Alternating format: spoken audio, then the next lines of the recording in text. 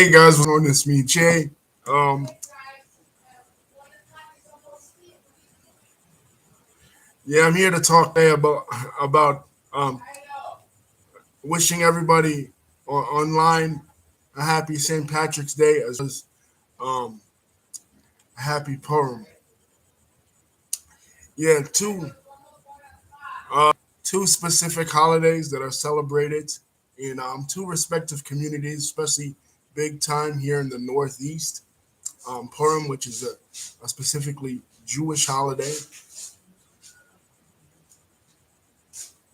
um, which you can find its historical origins in the Book of Esther, and of course, St. Patrick's Day, which is a holiday celebrated here, big time, big parades here in the Northeast, especially in New York City, but in a lot of American cities, as Irish and Irish Americans are a bedrock foundation here in the United States and in other places, specifically in Newfoundland,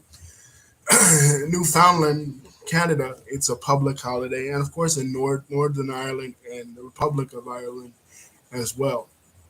Today is a very joyous holiday for both these ethnic groups. Involves a lot of festive activities and drinking, so you can tell your Irish friends to get together with your Jewish friends and drink and be merry today. It also celebrates the resiliency of these two ethnic groups, as both these ethnic groups underwent a lot of oppression over the centuries. The Irish at the hands of particularly the British and the English before they were the British in 17 before they became the British in 1707.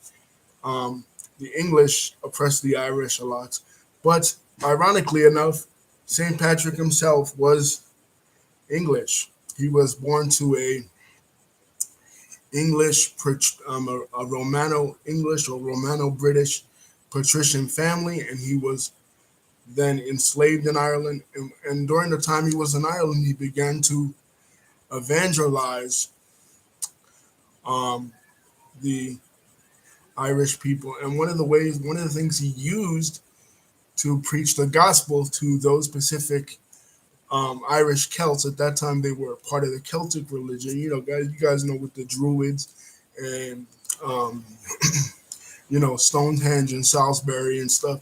One of the things he used to evangelize the Irish was the four-leaf clover to symbolize the doctrine of the Trinity, because as we know, the doctrine of the Trinity can be difficult to explain.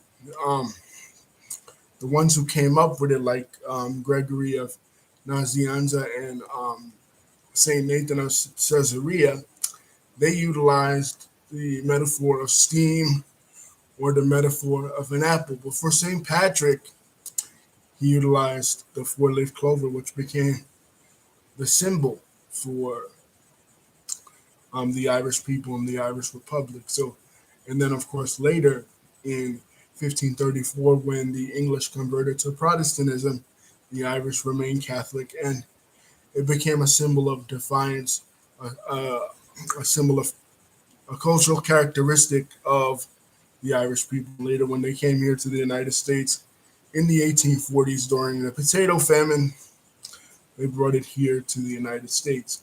Far as Purim, once again, another holiday of resistance.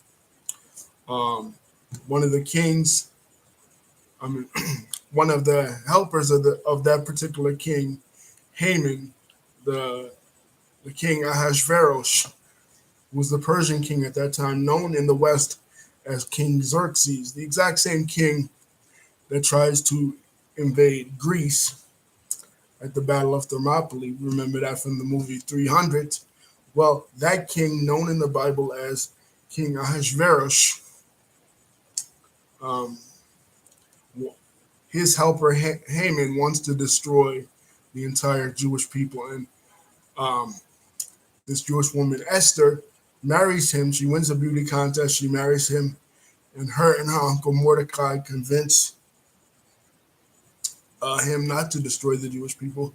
So it's a story of the Jewish people Once again, like most Jewish holidays, overcoming their oppressors and escaping persecution. So both these ethnic groups today celebrate their triumph of over persecution and their triumph over their oppressors with drinking and merriment. And you guys can't really see, you can see my tab, of course, wearing green, symbolizing the Emerald Island, Ireland. But you can't really see that on the bottom, I'm actually wearing orange, which is a color that symbolizes the Protestants in Ireland, particularly the Northern Irish. We know that King James in 1610 commissioned some Scottish people, Scottish Presbyterians, to go to Ireland to set up the Ulster Scott plantation, in which he tried to implement Protestantism on Ireland. And during that time, the Irish Protestants, or the Northern Irish, developed their own separate culture distinct from that of the Irish Catholics.